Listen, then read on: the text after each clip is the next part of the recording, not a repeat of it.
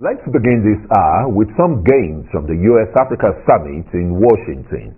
Nigeria and Rwanda became the first African countries to join the Artemis Accords as the United States works to bring more emerging space nations into the agreement.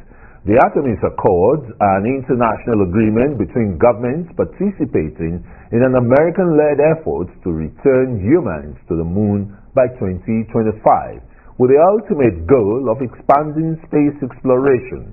Arise correspondent Nkechi Unana, who is in the United States covering the U.S.-Africa Summit, spoke to Nigeria's Minister of Communications and Digital Economy, Issa Pantami, on the importance of signing the agreement and its benefits to Nigeria.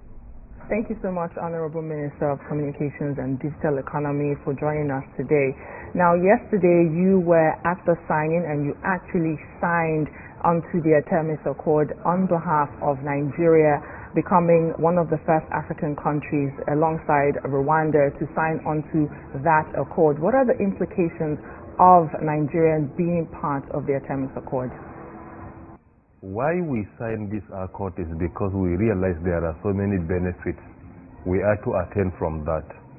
It took us time to review and identify what are the benefits and gains for Nigeria. Even yesterday prior to signing, I had a discussion with the Minister of Justice and Attorney General of the Federation, and we were on the same page that there is no doubt this is important to Nigeria as a country and to our citizens. The reasons in summary: number one, this accord allows you to have many developed countries as members of that accord.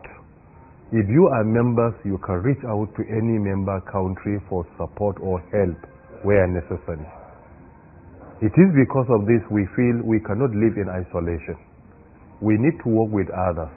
Prior to our signing of the accord, 21 countries have already signed. We signed along with Rwanda, and the president of Rwanda was in attendance there as well. So Nigeria and Rwanda are now 22nd and 23rd. So by implication, you see, it allows us to have more collaboration and partnership. Furthermore, space exploration is one of the critical areas of the fourth industrial revolution. Africa was significantly left behind in the first industrial revolution, which took place largely in the UK, Liverpool and Manchester, about steam power. Second industrial revolution, we were not part of it. It took place in the UK, Germany, France, Belgium and the US. Except maybe few countries that had their own form of technological advancement, like most probably part of Spain prior to first industrial revolution, Egypt, if you look at the pyramids and many more. But largely Africa as a continent was left behind.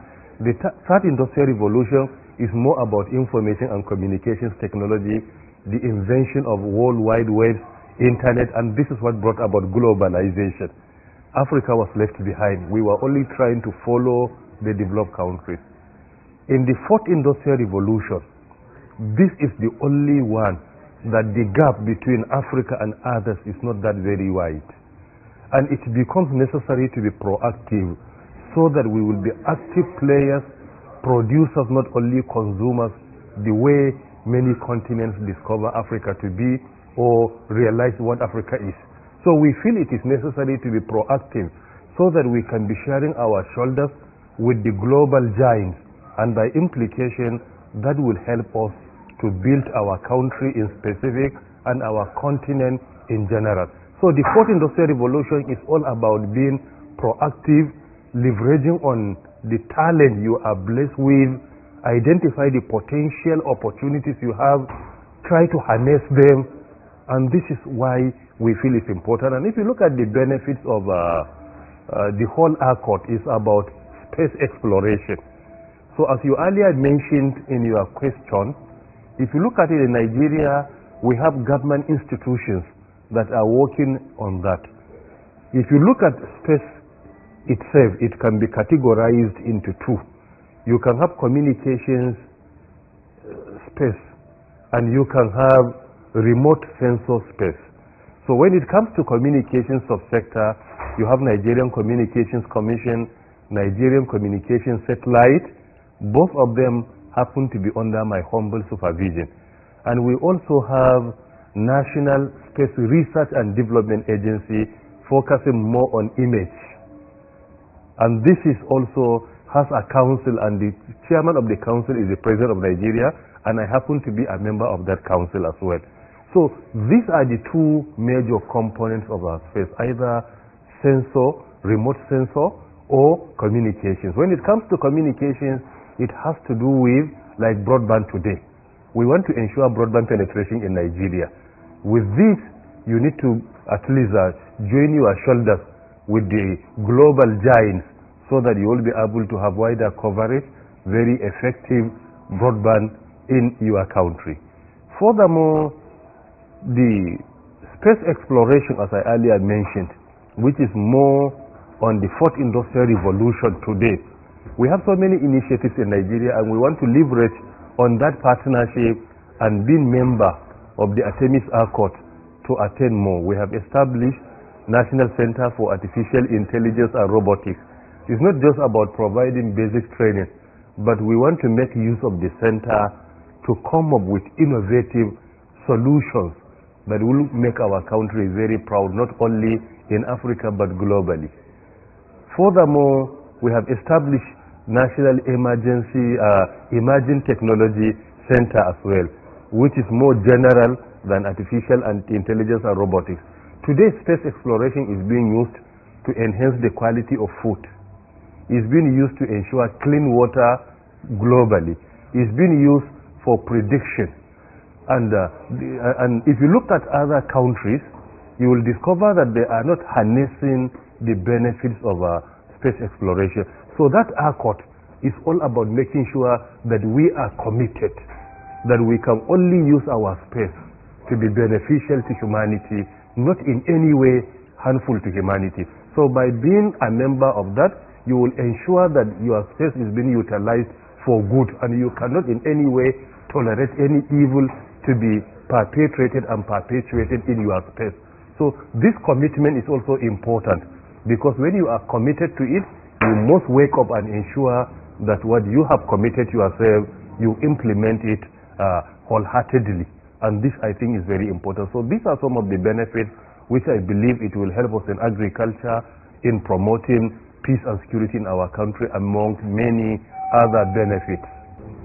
Now, why is space exploration and space cooperation so imperative to Nigeria? And what are some of the roles that the Nigerian institutions, for example, the Nigeria Communications Satellite, Nigeria Communications Commission, what are some of the roles that they are playing to implement the Artemis Accord? Actually, as you know, I am the supervising minister of Nigerian Communications Commission. Initially, we had no any plan of a second auctioning of 5G. We did the first one. During the first one, there was an attempt to assign the spectrum administratively. Looking at our government wanted money to provide so many interventions in critical sectors for our citizens like education and health. I insisted there must be auctioning so that we will be able to obtain more for government and by implication for our citizens. We did the first auctioning. Instead of assigning the spectrum administratively at the price of around 70 million USD, the reserve price, I insisted there must be an auctioning, and that catapulted the amount to around 254 million USD per spectrum.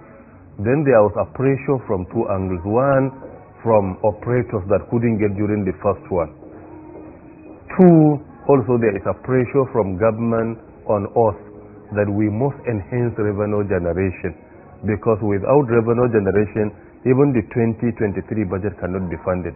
However, with all sense of humility and responsibility, my sister Kechi, what we did in revenue generation in the last 3 years in the ICT sector is unprecedented in the history of Nigeria. Not only the contribution to gross domestic product GDP of 18.44 in the second quarter of 2022, which is also unprecedented. federal government engaged some independent consultants to evaluate each and every ministry of government and sector. We were given 8 priorities to deliver. In each and every priority, we got A+ in the ICT sector. Most importantly, in revenue generation. Under revenue generation, based on the assessment of KPMG and FCDO, Foreign Commonwealth and Development Office in the UK, they are independent and credible institutions. When they evaluated, they discovered that from the baseline given to me in 2019 to date, I happened to increase revenue generation by 594%. 594%. This is unprecedented in Nigeria. Revenue increased by 594%. This is our achievement, and I think it's commendable and is one of the reasons why Mr. President honored me with a national recognition because of that revenue generation among all others. In all the 8 priority areas, I delivered each one by A+. And I want to use the opportunity to appreciate my colleagues both in government, private sector and academia for the support, because I happen to be the headmaster of the sector in Nigeria based on the responsibility assigned to me by my principal, President Buhari, leveraging on section 147 and 148 of Nigerian Constitution. But definitely, I cannot do it alone. It is with the support of other stakeholders and colleagues that we work together day in, day out. So this is what compelled government to do that. So it's not just our opinion, but directives from government, because some of them wrote a letter to Mr. President saying that they couldn't get the spectrum and they want to roll out in Nigeria. So that is what brought about the process. Some of them started, but they couldn't complete due to the issue of available resources at their disposal. I received a letter from NCC after my engagement with them, and when I return to Nigeria, I do hope we'll have the final report, because the deadline is not yet there. I think the deadline is around 19th of December 2022, and it's one of the reasons why the CEO of NCC is not here with me. He has been exempted from accompanying me in the trip so that they will be able to coordinate. So the issue of the second auction has nothing to do with the minister, but the directives of the presidency, and also the pressure being put on the presidency from other operators that couldn't get during the first one.